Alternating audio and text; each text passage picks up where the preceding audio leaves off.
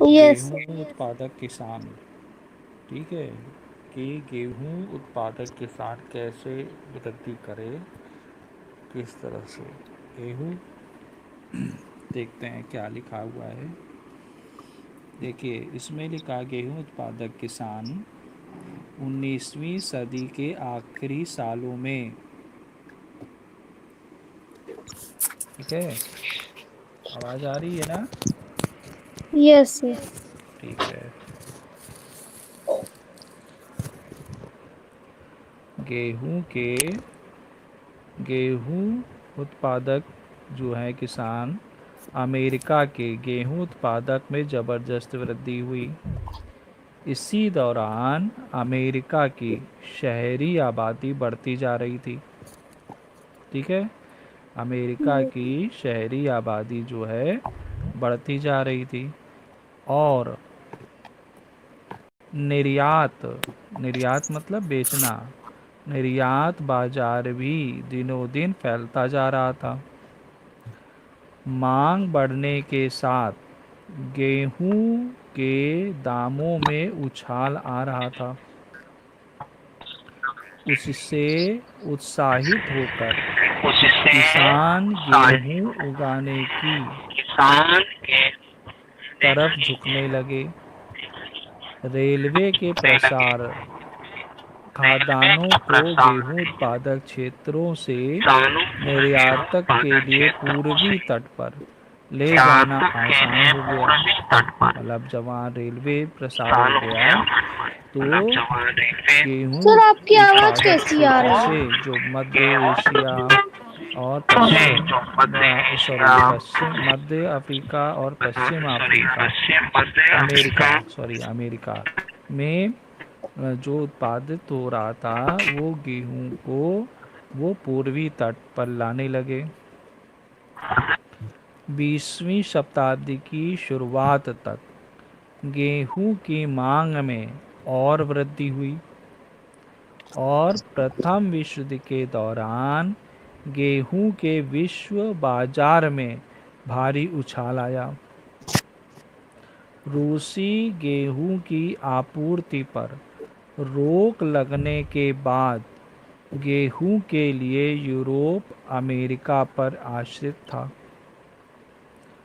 America के लिए राष्ट्रपति विल्सन ने किसान से व्यक्त की पुकार सुनने का आह्वान किया। मतलब जो राष्ट्रपति थे अमेरिका के, विल्सन, उन्होंने कहा खूब गेहूं उपजाओ, गेहूं की हम में जंग जिताएगा, ठीक है। तो गेहूं जो है खूब उत्पादित किया गया। 1910 में अमेरिका की 4.5 करोड़ एकड़ जमीन पर गेहूं की खेती की जा रही थी। 9 साल बाद गेहूं उत्पादन का क्षेत्र बढ़कर 7.4 करोड़ यानी लगभग 65% से ज़्यादा हो गया था। इसमें से ज़्यादातर वृद्धि विशाल मैदानों में हुई थी, जहां नित नए क्षेत्रों को जोता जा रहा था। गेहूं उत्पादन बहुत बड़े किसानों के कब्जे में था। कई बड़े किसानों के पास तो 2-3 हजार एकड़ जमीन होती थी, ठीक है। Yes sir. फिर नई तकनीकी का आगमन। तो गेहूं उत्पादन के बाद नई तकनीकी शुरुआत हुई। गेहूं उत्पादन में हुई वृद्धि से नई तकनीक का परिणाम थी। जो गेहूं जो उत्पादन में वृद्धि हुई वो नई तकनीकी के कारण हुई थी। 19वीं शताब्दी में नए प्रवासी जो मतलब श्वेत लोग थे जो अमेरिका में आए थे, जैसे जैसे नई जमीन को अपने कब्जे में लेते गए वैसे वैसे उन्होंने नई ज़रूरतों के मुताबिक अपनी तकनीकी में भी बदलाव किए। जब वे लोग मध्य पश्चिम के घास के मैदान में पहुंचे तो उनके लिए साधारण हल बेकार साबित हो गए। जब वो अमेरिका के बीच क्षेत्र में मध्य में आए तो उन वहाँ की ज़मीन कैसी थी? कठोर थी। देखिए, ठीक है, वे पूर्वी तट के इस्तेमाल में करते आ रहे थे जो हल, वो बेकार हो गए। और मैदान जो थे घनी घास से ढके थे जिसके जड़ें बहुत गहरी होती थीं और सख्त ज़मीन को तोड़ने के लिए साधारण जो हल थे वो काम नहीं कर पा रहे थे, तो उन्होंने नए हल विकसित किए। ठीक है, जो कुछ हल, एक ऐसा हल जो था, चित्र में आप देख रहे होंगे, 12 फुट लंबे होते थे। इन हलों का लगभग हिस्सा छोटे छोटे पहियों पर टिका होता था और उन्हें 6 बैल या घोड़े खींचते थे। विशाल मैदान क्षेत्र के किसान इस सख्त जमीन को ट्रैक्टर और डिस्क हलों की मदद से गेहूं की खेती करने के लिए तैयार करते थे। फसल पकने और बाद में उसकी कटाई का नंबर आता था। 1830 से पहले फसल कटाई के लिए हंसिए का इस्तेमाल किया जाता था। यह एक काम ये एक ऐसा काम करता था जिससे सैकड़ों स्त्री पुरुष एक साथ लग कर करते थे। 1831 में साइरस मैककॉर्मिक ने एक ऐसे औजार का आविष्कार किया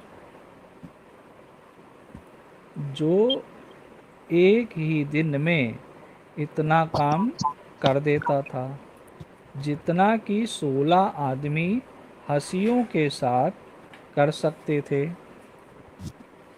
इस तरह 20वीं शताब्दी के शुरू होते होते अमेरिका में ज़्यादातर किसान फसल काटने के लिए कंबाइन हार्वेस्टर का इस्तेमाल करने लगे।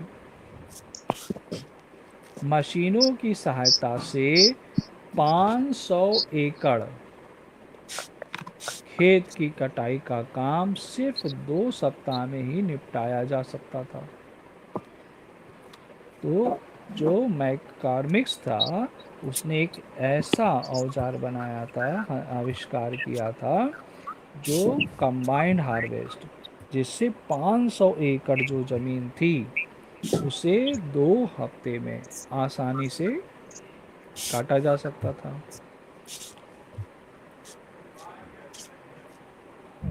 विशाल मैदान जो थे अमीर किसानों के लिए यह मशीन महत्वपूर्ण हो गई।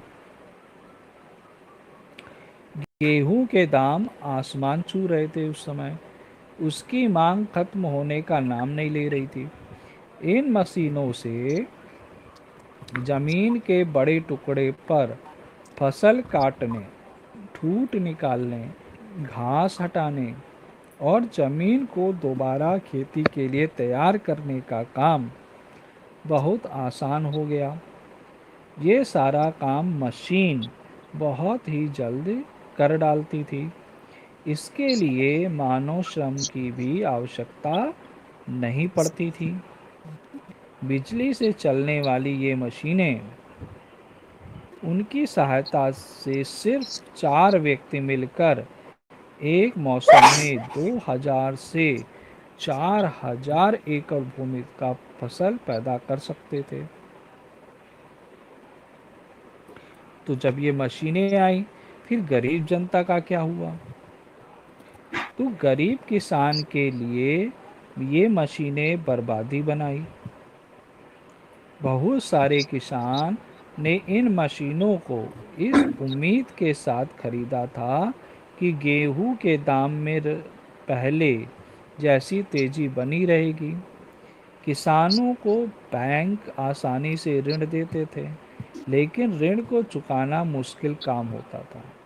ऋण अदा न करने की स्थिति में बहुत सारे किसान को अपनी जमीन से हाथ धोना पड़ता था, और इसका मतलब होता था काम के नए सिरे की तलाश। अब ज़मीन जब जब्त हो जाती थी, फिर वो नए सिरे से नए काम की तलाश करते थे, बेरोजगारी की दशा में आ जाते थे। लेकिन इस काल में रोजगार बहुत मुश्किल से मिल पाता था, क्योंकि बिजली से चलने वाली मशीन के आने से मजदूरों की ज़रूरत काफ़ी कम हो गई। इसके साथ 1920 के दशक में के अंतिम वर्षों और 20वीं सदी के प्रारंभ में आर्थिक तेजी खत्म हो चली। महायुद्ध के उपरांत उत्पादन की हालत ये हो गई कि बाजार गेहूं से भर गया, लेकिन खरीदार गेहूं ढूंढे नहीं मिलते थे। ज़्यादातर किसानों के लिए संकट का समय था। गेहूं के भंडार बढ़ते जा रहे थे, गोदाम में खाद्यान्न भरा रहता था। हालात यहाँ तक पहुँच गई कि गोदाम में रखे खाद्यान्न को पशुओं को खिलाया जा रहा था। गेहूं के दाम गिरने से आयात बाजार ढह गया था। 1930 के दशक में जिस महामंदी का अक्सर जिक्र किया जाता है, उसकी पृष्ठभूमि में परिस्थितियां काम कर रही थी। ठीक है, तो इस तरह से जब युद्ध था, युद्ध में महंगाई, गेहूं की महंगाई बढ़ गई। लेकिन जब युद्ध समाप्त हो गया और मंदी हो गई, अनाज मंदी हो गई, गेहूं पूरे गोदामों में भरे पड़े थे, तो इससे जो किसान थे उनको काफ़ी नुकसान हुआ।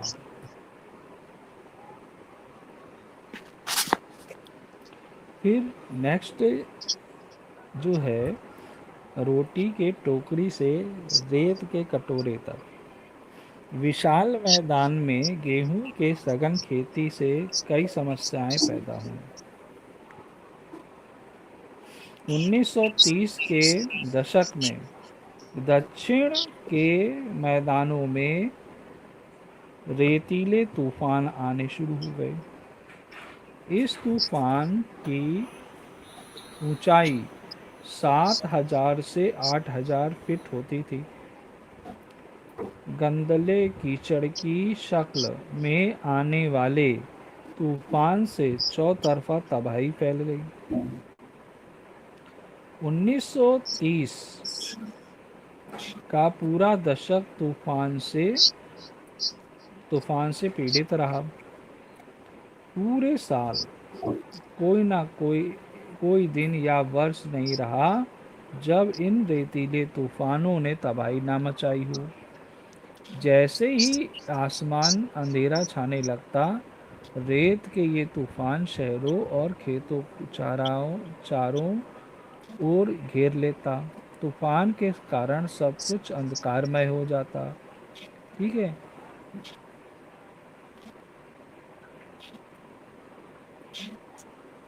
और यहाँ तक कि जो रेत नदी की तरह सतह पर एकदम जम जाती थी। मछलियाँ भी जो हैं वो सांस नहीं ले पाती थी। तो पशु पक्षी जितने हैं सभी इस तूफान से पीड़ित थे।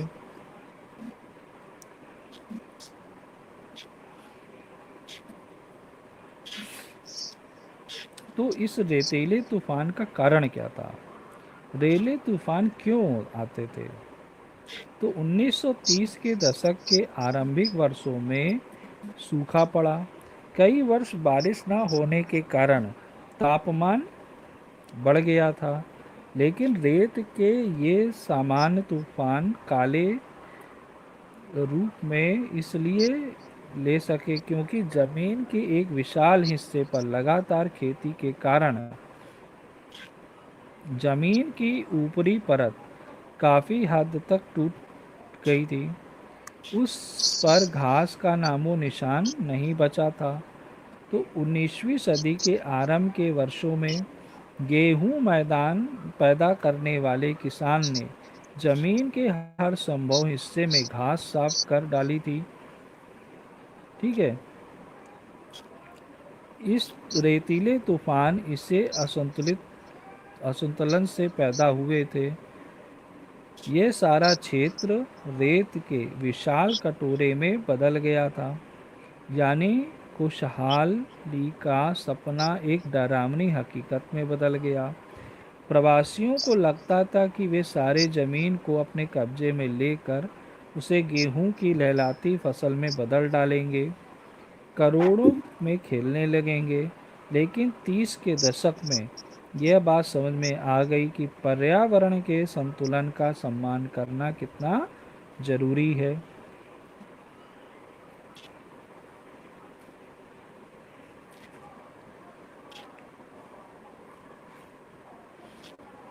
भारतीय किसान और अफीम की खेती। तो भारत की में 18वीं सदी में और 19वीं सदी के शुरुआत में भारत ग्रामीण क्षेत्रों में क्या हो रहा था। प्लासी का जो युद्ध था 1757 में, प्लासी का जो युद्ध था 1757 के बाद भारत में धीरे धीरे अंग्रेजी राज स्थापित हो चला था। औपनिवेशिक शासन के दौरान भारत के ग्रामीण क्षेत्रों में आमूल बदलाव आए। अंग्रेज सत्ता के लिए राजस्व सरकारी आय का एक बड़ा स्रोत था। राजस्व था जो अंग्रेजों के लिए राजस्व आय का स्रोत था। सरकार अपनी आय बढ़ाने के लिए भू राजस्व यानी लगान एक नियमित व्यवस्था करना चाहती थी। इस नीति के तहत राजस्व की दर और खेती के जोत बढ़ाने के प्रयास किए गए। जैसे जैसे खेती का क्षेत्र बढ़ता गया, वैसे वैसे जंगल और चारागाह कम होने लगे। किसान और चारागाहों पर आश्रित समुदायों को उसके चलते कई समस्याओं का सामना करना पड़ता था। अंग्रेजी सत्ता के कानूनों के तहत अब किसान जंगल को मनचाहा प्रयोग नहीं कर सकते थे। सरकार ने जंगल और अन्य प्राकृतिक संसाधनों के उपयोग पर कई तरह की पाबंदियां लगा दी थी।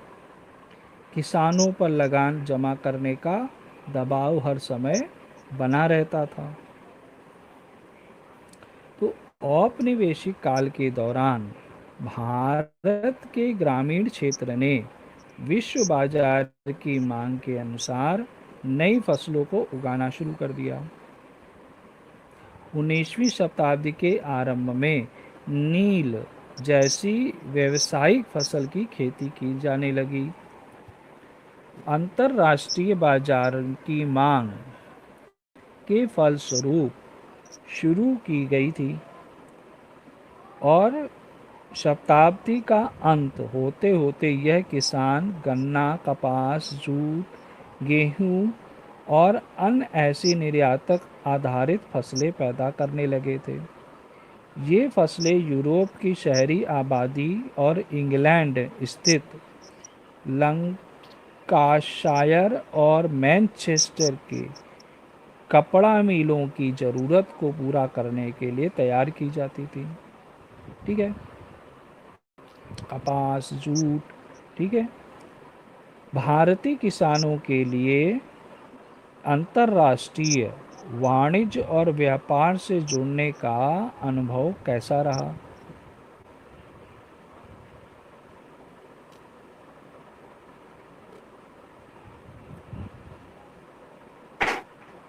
फिर जब उन्होंने व्यापारिक फसलों को अपना, जो यूरोप में जिन चीज़ों की आवश्यकता थी उनको उत्पादित करने लगे। फिर भारत में अफीम के उत्पादन का जो इतिहास है वो चीन और इंग्लैंड के पारस्परिक व्यापार से जुड़े हुए थे। किससे? कौन कौन दो देश? चीन और इंग्लैंड के आपस में जो व्यापार था उससे ये जुड़े हुए थे। 18वीं शताब्दी के आखिर वर्षों के दौरान ईस्ट इंडिया कंपनी चीन से चाय और रेशम खरीदकर इंग्लैंड में बेचा करती थी। चाय की लोकप्रियता बढ़ने के साथ साथ चाय का व्यापार दिनों दिन महत्वपूर्ण होता गया। 1785 के आसपास इंग्लैंड में 1.5 करोड़ पौंड चाय का आयात किया गया और 1830 तक आते आते ये आंकड़ा 3 करोड़ पौंड को पार कर चुका। ईस्ट इंडिया कंपनी के मुनाफे का एक बहुत बड़ा हिस्सा चाय के व्यापार से पैदा होता था।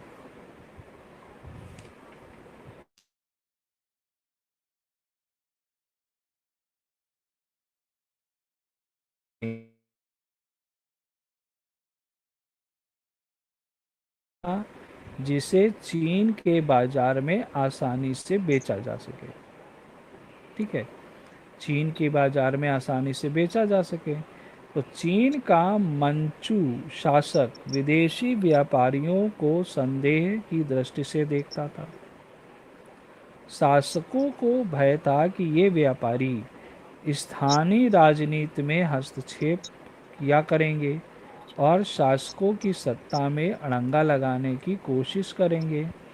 तो कुल मिलाकर मंचू शासक विदेशी वस्तुओं के लिए चीन के दरवाजे खोलने के पक्ष में नहीं था।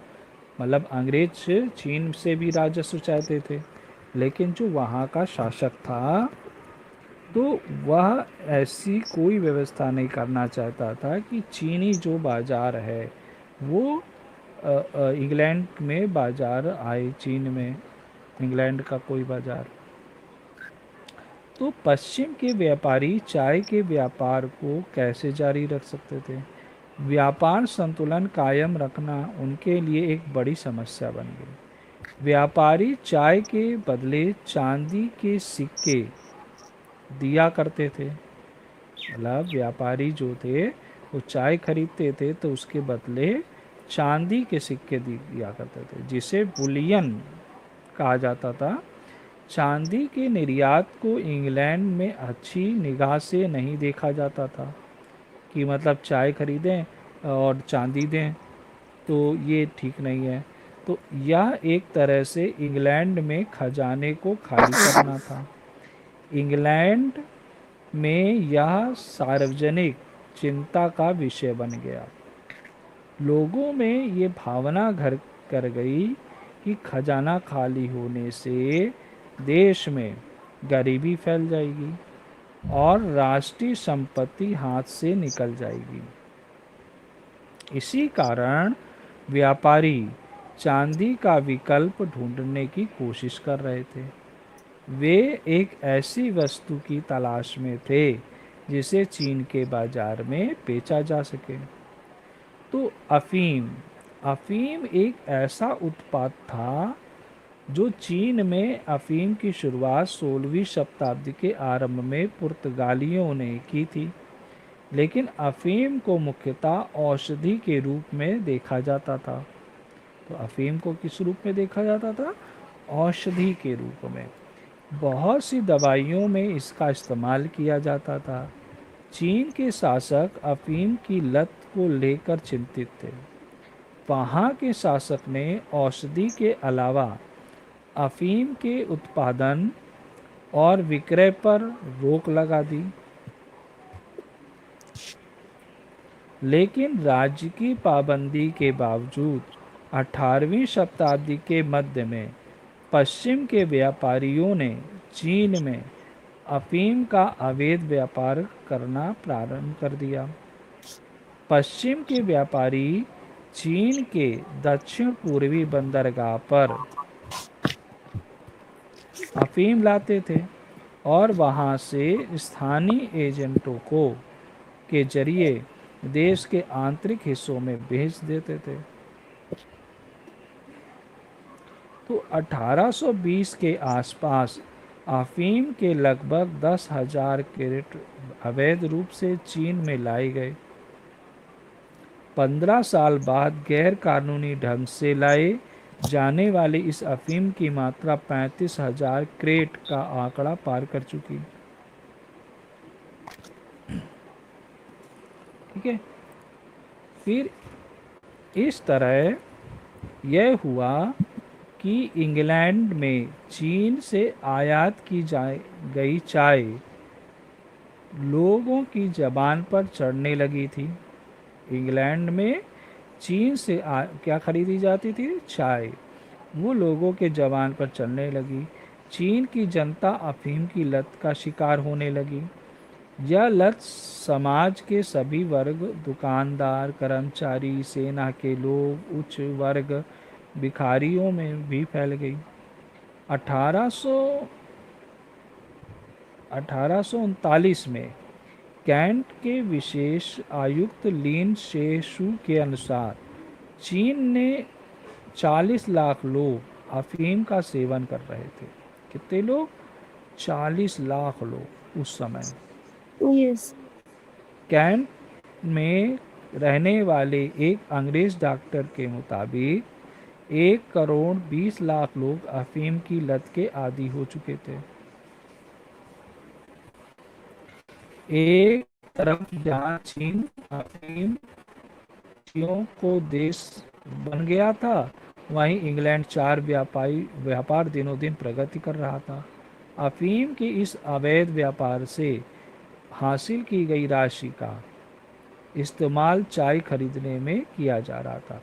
तो अंग्रेज़ों ने क्या किया कि जो अफीम से होने वाली आय थी उसकी मदद से उसने चाय के शुल्क देने में उन मुद्राओं का प्रयोग किया।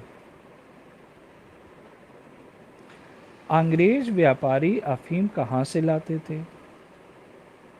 तो अंग्रेज व्यापारियों ने बंगाल विजय के बाद अंग्रेजों ने अपने कब्जे की ज़मीन पर अफीम की खेती शुरू की। भारत में जब बंगाल में विजय हुई तो अंग्रेजों ने जो अपनी कब्जे की ज़मीन थी उस पर अफीम की खेती करना शुरू किया।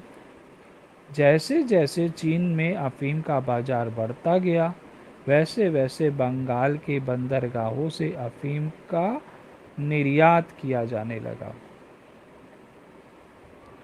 1767 से पहले भारत में केवल 500 पेटी और अफीम निर्यात की जाती थी। सिर्फ 4 वर्षों के भीतर यह मात्रा 3 गुना बढ़ गई। 100 वर्ष के बाद 1870 तक आते आते सरकार हर वर्ष लगभग 50,000 पेटी अफीम की निर्यात करती थी। दिनों दिन बढ़ते व्यापार और कायम रखने के लिए अफीम की मांग को बढ़ाना आवश्यक था। ठीक है, और ये काम आसान भी नहीं था। तो अंग्रेज़ों ने किसान को अफीम बोने के लिए तैयार करना चाह रहे थे, लेकिन किसान तैयार नहीं थे। इसी के कई कारण थे। पहले कारण, किसान को अफीम की खेती सबसे उर्वर ज़मीन पर करनी होती थी। किस पे करनी होती थी? सबसे उर्वरक, जो उर्वर ज़मीन है, उपजाऊ ज़मीन है, उस पर करनी होती थी। खास तौर पर ऐसी ज़मीन पर जो गांव के पास पड़ती थी। आम तौर पर ऐसी उपजाऊ ज़मीन पर किसान दाल पैदा करते थे। किसान क्या करते थे? दाल पैदा करते थे। अच्छी और उर्वर ज़मीन पर अफीम बोने का मतलब दाल की पैदावार से हाथ धोना। उन्हें दाल की फसल के लिए कम उर्वर ज़मीन का इस्तेमाल करना पड़ता था। खराब ज़मीन में दालों का उत्पादन न केवल अनिश्चित रहता था बल्कि उसकी पैदावार भी कम रहती थी। दूसरे बहुत सारे किसानों के पास ज़मीन थी ही नहीं। अफीम की खेती के लिए ऐसे किसानों को भूस्वामियों से लगान लेना पड़ता था। वे इन भूस्वामी से बटाई पर ली गई जमीन पर अफीम उगाते थे। गांव के पास की जमीन की लगान दर बहुत ऊंची थी। तीसरी, अफीम की खेती बहुत मुश्किल से होती थी। अफीम के नाजुक पौधों को जिंदा रखना बहुत मेहनत का काम होता था। अफीम के नाजुक पौधों को जिंदा रखना बहुत मेहनत का काम होता था। अफीम बोने के बाद किसान दूसरी फसल पर ध्यान नहीं दे पाते थे। ठीक है। अंत में सरकार अफीम बोने के बदले किसानों को बहुत कम दाम देती थी। तो किसान के लिए सरकारी मूल्यों पर अफीम पैदा करना घाटे का सौदा लगता था। तो इसलिए जो भारतीय किसान थे वे अफीम को बोना नहीं चाहते थे। फिर अंग्रेजों ने किसानों को अफीम की खेती के लिए कैसे मनाया गया? तो किसानों को अफीम की खेती के लिए अग्रिम रकम दी जाती थी, एडवांस में। ठीक है। बंगाल और बिहार के ग्रामीण क्षेत्र में गरीब किसानों की एक बड़ी जमात थी। ऐसी थी जो हर समय आर्थिक संकट से घिरी रहती थी। भूस्वामी का कर चुकाने या उनके लिए भोजन के वस्त्र का प्रबंध करना उनके लिए हमेशा मुश्किल रहता था। तो 1780 के बाद गांव के मुखिया इन किसानों को अफीम पैदा करने के लिए अग्रिम रकम पेश करने लगे, एडवांस में। ठीक है। ऋण की सुविधा पर किसानों के लिए बड़ी राहत बन गई। ऋण की सुविधा के चलते किसान न केवल अपनी तत्कालिक ज़रूरतों को पूरा कर पाते थे बल्कि पहले से लिए गए कर्ज को भी अदा कर लेने में की हालात में आ जाते। लेकिन इस ऋण व्यवस्था के साथ एक खराब बात यह जुड़ी हुई थी कि ऋण लेते ही किसान गांव के प्रधान और सरकार के बंधुआ मजदूर हो जाते थे। इन किसानों तक यह रकम अफीम के सरकारी एजेंटों के जरिए पहुंचती थी। ये एजेंट गांव के प्रधान को अग्रिम रकम देते थे और गांव का प्रधान इन किसानों को एक बार ऋण लेने के बाद किसान अफीम बोने से मुकर नहीं सकता था। इस व्यवस्था के तहत किसानों को एक निश्चित क्षेत्रफल में अफीम की खेती करनी पड़ती थी। फसल अफीम के एजेंटों द्वारा काटी जाती थी। एक बार फसल बोने के बाद उस पर किसान का कोई अधिकार नहीं रह जाता था। वह इस जमीन पर कोई दूसरी फसल नहीं उगा सकता था। उसे इस फसल को कहीं और बेचने की भी आज़ादी नहीं थी। साथ ही फसल के दाम एजेंट द्वारा तय किए जाते थे। ये दाम हमेशा बहुत कम होते थे। तो अफीम की खेती में होने वाली कम आय का जो सवाल था यह अफीम के दाम बढ़ाने में दूर की जा सकती थी। लेकिन मामले में सरकार का रवैया जो था वो किसानों के प्रति सकारात्मक नहीं था। वह खुद इस बात के पक्ष में थी कि अफीम का उत्पादन कम से कम लागत पर किया जाए। कलकत्ता के अफीम एजेंटों को यह अफीम ऊंचे दाम पर बेची जाती थी।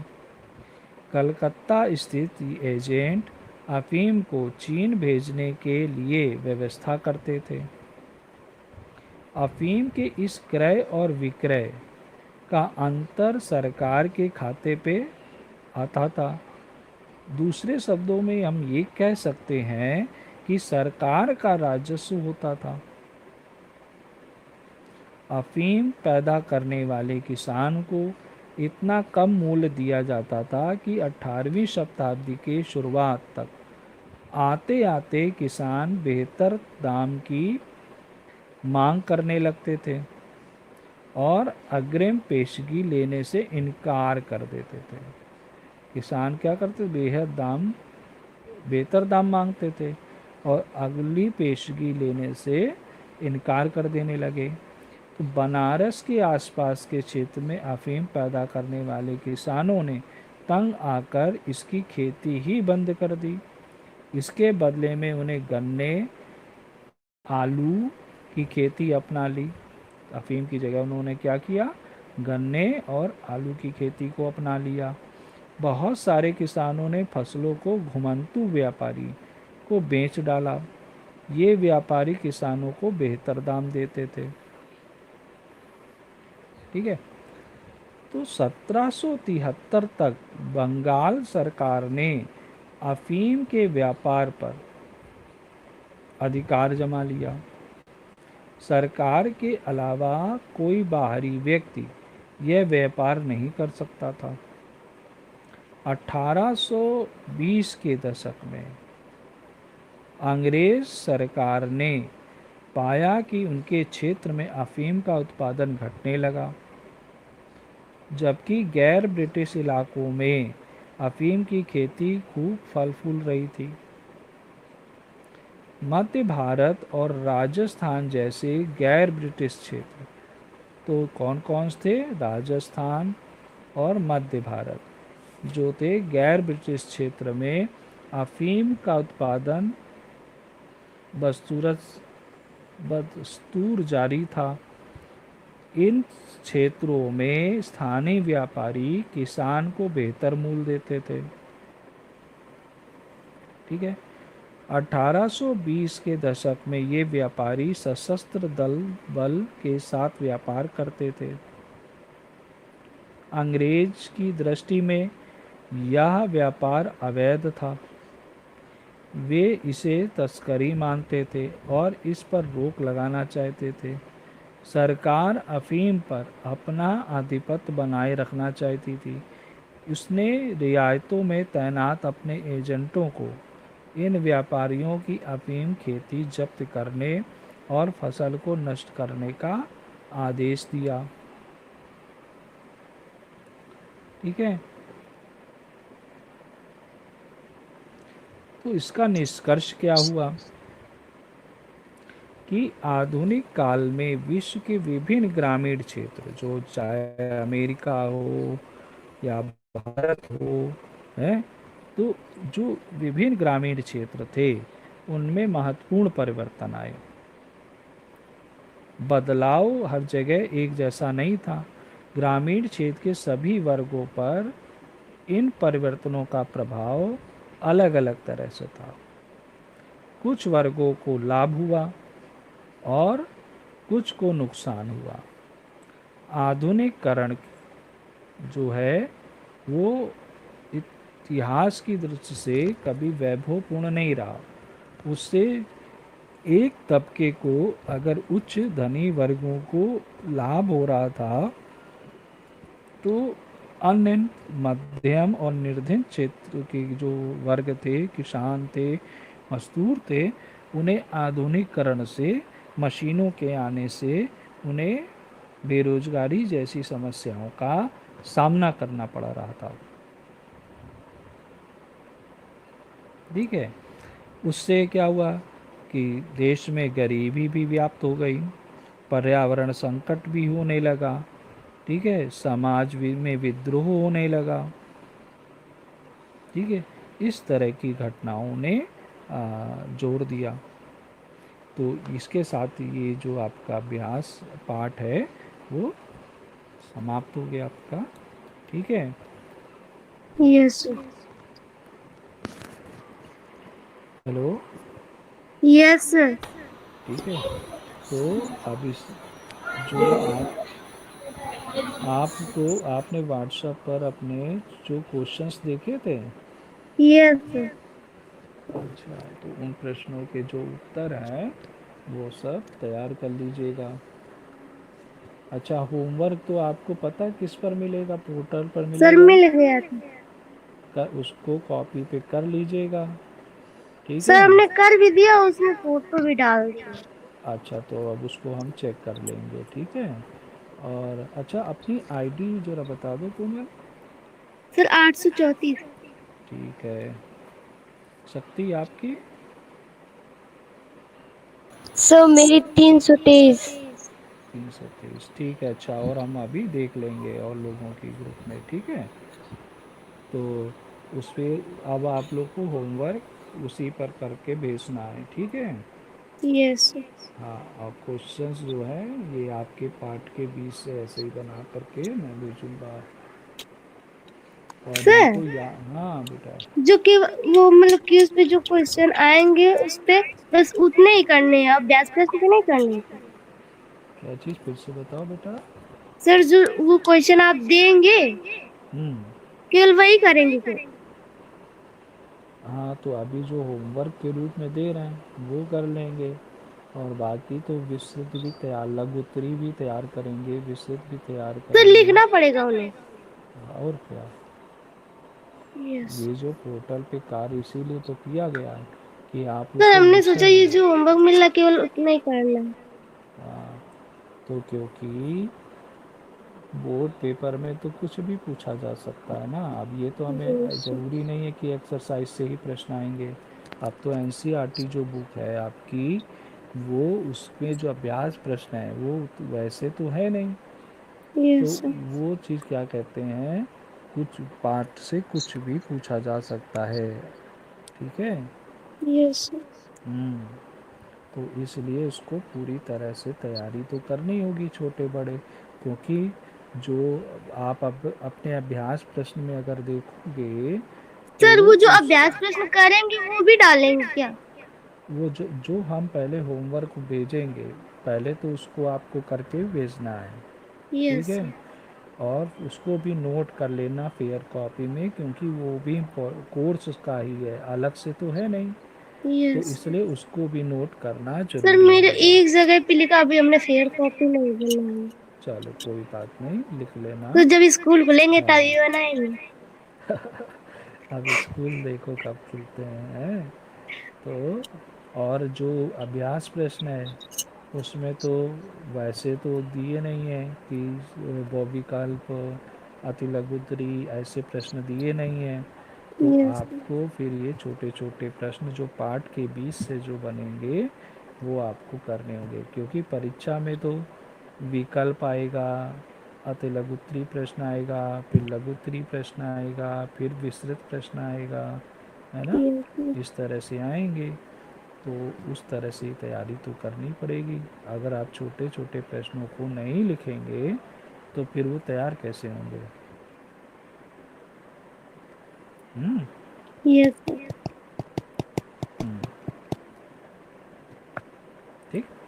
Yes sir. हाँ, तो और उसको पढ़ो, कोई पढ़े या ना पढ़े लेकिन आप तो पढ़ो। जो जितनी मेहनत करेगा बोर्ड पेपर में वो उतने ही अधिक नंबर आएगा। इतिहास भूगोल जो है पूरा बेटा याद करने के ऊपर है। यस। जो जितना याद कर लेगा, ठीक है, और जिसके मेमोरी में जितने आंसर्स होंगे और जो अच्छी तरह से कॉपी पर लिख लेगा वो ही सोशल साइंस में ज़्यादा नंबर ला पाएगा। मंत गणंत जो आंसर होते हैं वो ज़्यादा सही नहीं होते, उनमें अंक भी ज़्यादा परीक्षा में नहीं मिलते, काम चलाऊँ।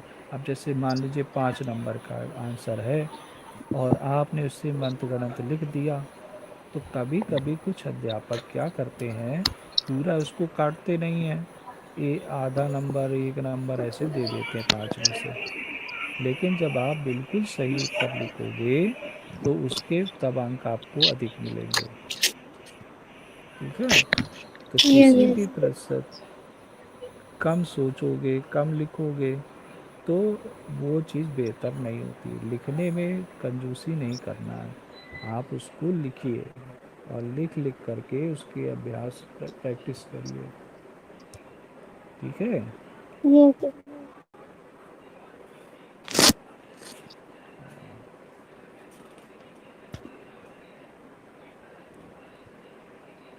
फिर इसके बाद शायद चैप्टर कुछ आपके हट गए थे पिछले बार से, ठीक है।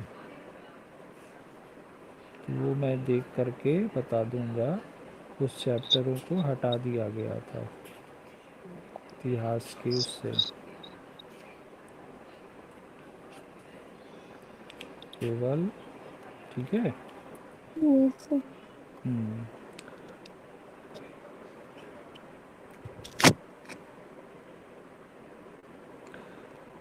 तो इसको अच्छी तरह से, अफीम की खेती कहाँ हुई, चाय की खेती कहाँ हुई, ठीक है। तो चाय की सबसे ज़्यादा चीन में पहले, भारत से पहले चीन में की गई थी ना। ये और वहाँ पर जो चाय की खेती, चाय के बदले वो लोग क्या करते थे, सोना देते थे, चांदी के, सॉरी चांदी के सिक्के देते थे ना। तो चांदी के सिक्के ना दिए जाएं और चीन में इसके बदले कोई व्यापार हो जाए जिससे कि वह अदला बदली हो जाए, तो इसलिए उन लोगों ने क्या किया था कि अफ़ीम की खेती, वहाँ पर अफ़ीम को भेजना चालू किया, कि जिससे कि अफ़ीम को उन लोगों ने सबसे पहले क्या किया, नशे के रूप में नहीं, एक दवाई के रूप में भेजा था, जो अलग अलग तरह की दवाओं में जिनका इस्तेमाल होता था, ठीक है।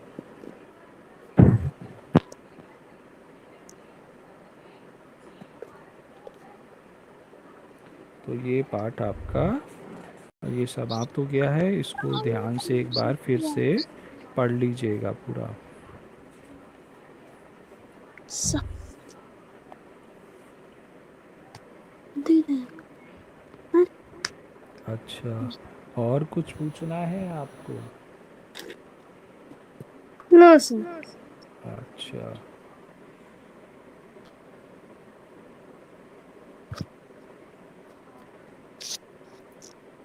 इसके बाद काय की क्लास होगी? सर हिंदी भी होती है लेकिन सर आते नहीं है। मंडे वाले दिन आती है टॉयलेट। किस वीडियो?